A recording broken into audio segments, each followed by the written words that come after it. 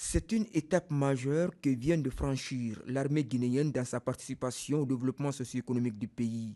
À partir de ce 10 avril 2025, deux centrales d'Arobase à Kouria, préfecture de Koya, et une autre dédiée au concassage du granit à Tabili, dans Koya, sont mises à la disposition du peuple pour des travaux de diverses infrastructures. Ainsi, l'armée guinéenne, à travers le bataillon du génie militaire, sera sur le terrain pour des ouvrages de qualité et à moindre coût à l'échelle nationale pour un premier temps. La centrale est composée de différentes parties. Elle est composée du trémi dans lequel se trouvent les agrégats.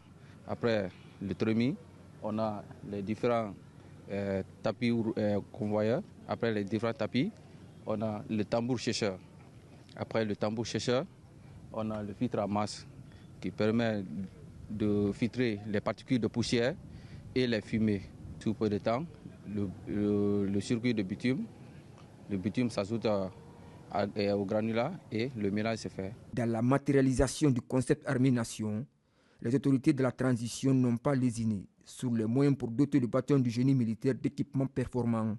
La centrale de concassage de l'armée mettra aussi sa production à la disposition de la population à des coûts raisonnables. On a 2 broyeurs, 2 trémies, des convoyeurs, on a cribre aussi. Le broyeur pour lui c'est quoi? C'est de casser les blocs là, de donner aux petits morceaux.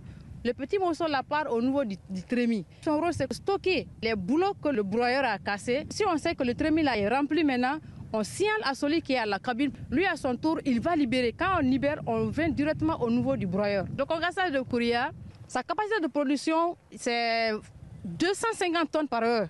Sa particularité, une fois les agrégats dans le tambour, il cherche les agrégats. Donc le malaxage se produit externe sur un palier, un axe synchronisé. Elle fait 180 tonnes par heure de bitume. Si on lance, nous pouvons avoir beaucoup de bitume. Je lance un appel à toutes les entreprises qui ont besoin de bitume de venir vers nous, qu'il y a la production qui se fait ici à Tabili. Puis l'avènement au pouvoir du CNRD, le 5 septembre 2021, d'importants investissements sont faits pour booster la participation de l'armée au développement national. Aujourd'hui, les unités de production agricole de l'armée, les unités militaires de confection UMC, l'hôpital militaire, les centres dialyse et les fours à pain dans les garnisons font le bonheur des populations civiles et militaires.